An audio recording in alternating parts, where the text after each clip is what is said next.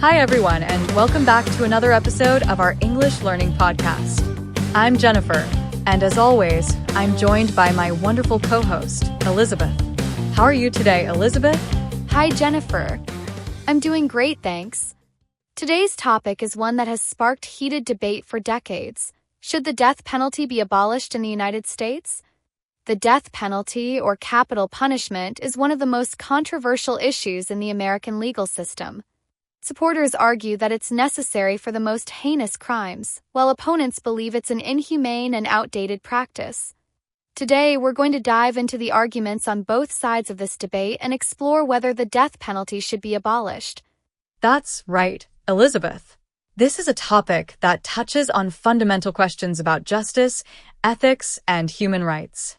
The United States is one of the few developed countries that still uses the death penalty, and there are strong opinions both for and against it.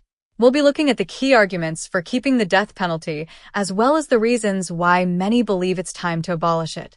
We'll also examine some of the challenges and risks associated with capital punishment, such as the potential for wrongful convictions and racial bias.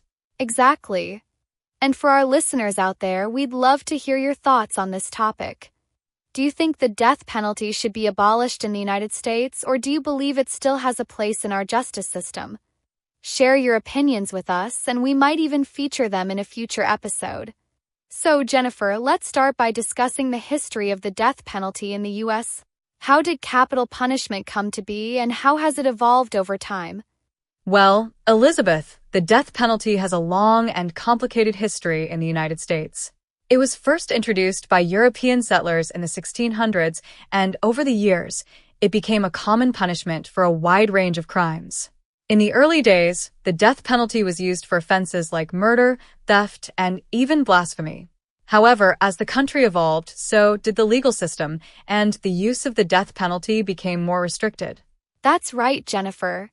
In the 20th century, there were major shifts in how the death penalty was applied.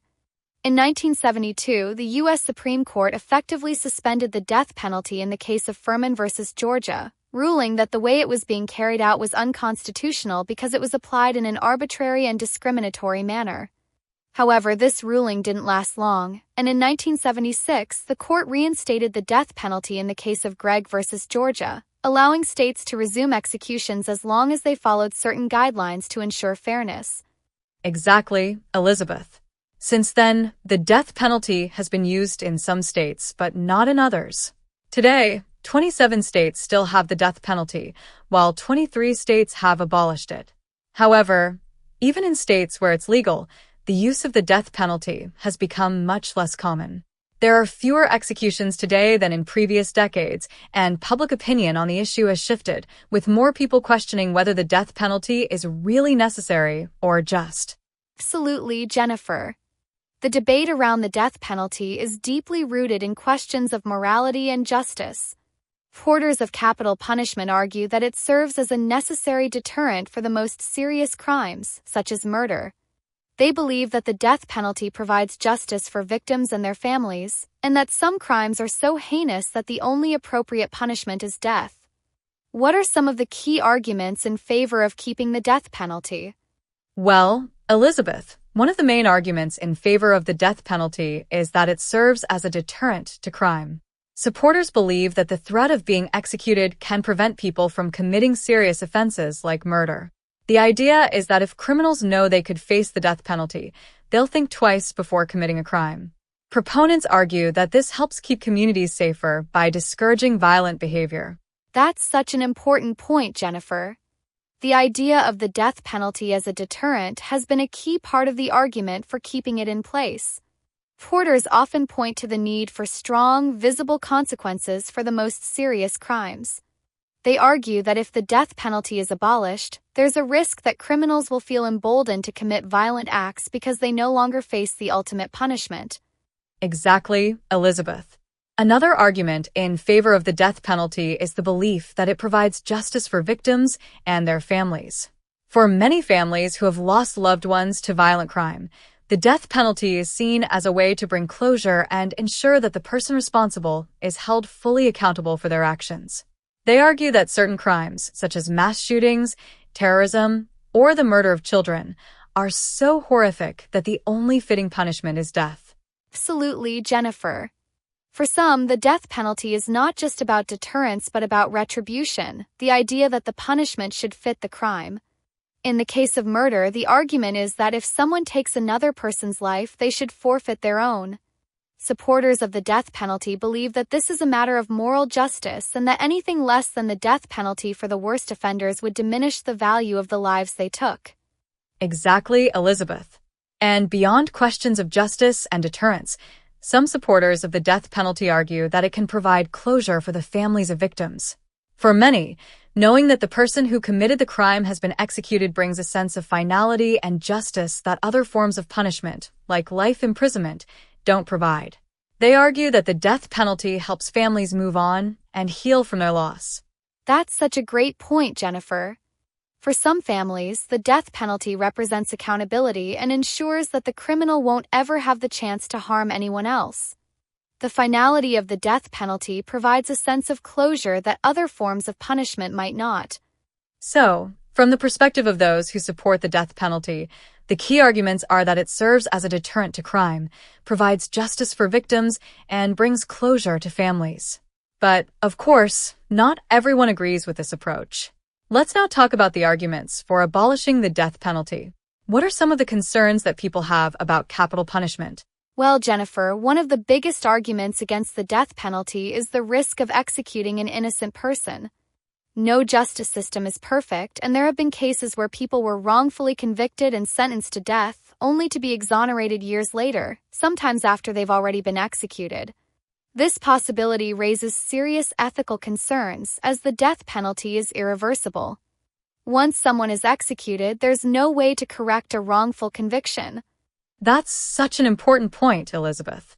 The idea of executing an innocent person is one of the most compelling arguments for abolishing the death penalty. In recent years, advances in DNA testing and other forensic technologies have helped exonerate individuals who were wrongfully convicted, some of whom had spent years, if not decades, on death row.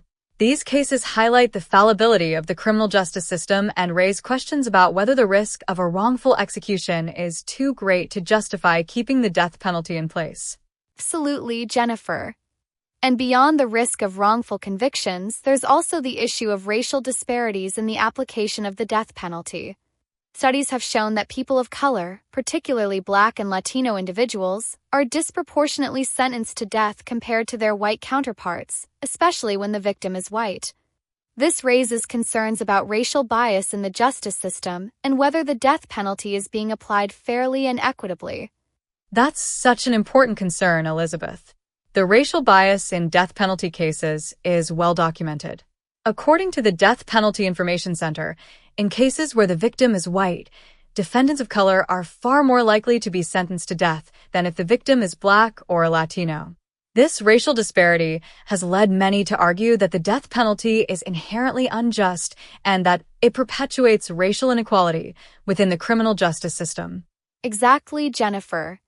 And another argument for abolishing the death penalty is the question of whether it's truly an effective deterrent to crime. While supporters argue that the death penalty prevents violent crime, studies on the subject have been inconclusive. Some research suggests that states with the death penalty do not have lower crime rates than states without it. In fact, some states without the death penalty have even lower homicide rates, which calls into question whether capital punishment is truly serving as a deterrent. Absolutely, Elizabeth. The idea that the death penalty acts as a deterrent is often cited by supporters, but the evidence doesn't always back it up. Many criminologists believe that factors like economic opportunity, community support, and police presence play a much larger role in preventing crime than the death penalty does. In this sense, critics argue that the death penalty is not only ineffective, but also a misallocation of resources, as it diverts attention from other crime prevention strategies that could be more effective. That's such a great point, Jennifer. And another key argument for abolishing the death penalty is that it's often much more expensive than life imprisonment. Capital cases are typically longer, more complex, and require more legal resources than non-capital cases. There are also additional costs associated with appeals, special housing for death row inmates, and execution procedures. Critics argue that these costs place a heavy burden on taxpayers and that the money could be better spent on crime prevention, education, or other public services. Exactly, Elizabeth. The cost of maintaining the death penalty system is a significant concern for many people. In some cases, the cost of prosecuting and executing a single death penalty case can be millions of dollars higher than sentencing a person to life in prison without the possibility of parole. Opponents argue that this money could be better used to support victims' families, improve community safety, or provide rehabilitation programs for inmates. So, from the perspective of those who oppose the death penalty, the key concerns are the risk of wrongful convictions, racial disparities in its application, questions about its effectiveness as a deterrent, and the high financial cost. As we can see, there are strong arguments on both sides of this debate. Absolutely, Elizabeth. And speaking of different perspectives, I think it's a great time to hear from one of our listeners. Let's take a call from someone who might have an interesting perspective on whether the death penalty should be abolished in the United States. Hi there. You're on the air with Jennifer and Elizabeth. What's your name and where are you calling from? Hi, Jennifer. Hi, Elizabeth. My name is Megan, and I'm calling from Dallas, Texas. I've been listening to your podcast for a while now, and I love today's topic. I wanted to share my thoughts because I used to support the death penalty, but my views have changed over time, especially after learning about cases of wrongful convictions. Hi, Megan. Thank you for calling in. We'd love to hear more about your experience. What led you to change your mind about the death penalty? Well, I used to believe that the death penalty was necessary for certain crimes, especially in cases of murder. But after reading about people who were exonerated after spending years on death row, I started to question whether it's worth the risk. The idea that we could execute someone who's innocent really bothered me, and it made me realize that our justice system isn't perfect. I also started thinking more about the racial disparities and how the death penalty is applied differently depending on the defendant's race and background. That's such a valuable perspective, Megan. It sounds like learning about wrongful convictions and racial bias had a big impact on your views. Do you think there are ways we could reform the death penalty to make it more fair, or do you believe it should be abolished entirely? I think it should be abolished. I don't think we can ever eliminate the risk of executing an innocent person, and as long as that risk exists, I don't think the death penalty is just. I also think the money we spend on capital cases could be better used to support crime prevention programs or help victims' families. There are better ways to achieve justice than taking someone's life. That's such great insight, Megan. Thank you so much for sharing your experience with us. Thanks for having me. I love listening to your podcast, and I'm excited to hear more episodes. Thanks so much for calling in, Megan. Take care. Bye, Megan. That was a great call from Megan. She really highlighted the moral and ethical concerns surrounding the death penalty, especially when it comes to the risk of wrongful convictions. Absolutely, Jennifer. And for those of you listening, if you're enjoying our podcast, please like and subscribe to our channel. Your support really helps us keep creating these episodes and sharing more interesting topics with you. So, where does that leave us in our discussion today? I think it's clear that the death penalty is a deeply controversial issue, with strong arguments on both sides. On one hand, supporters argue that it serves as a deterrent, provides justice for victims, and offers closure to families. On the other hand, opponents raise serious concerns about the risk of wrongful convictions, racial disparities, the cost of capital punishment, and whether it's truly effective as a deterrent. Exactly, Jennifer. Key takeaway is that the death penalty raises fundamental questions about what justice really means. While some see it as a necessary tool for dealing with the most serious crimes, others believe that the risks and moral concerns associated with it make it an unacceptable form of punishment. Ultimately, this is a debate that touches on deeply held values and beliefs, and it's unlikely to be resolved anytime soon.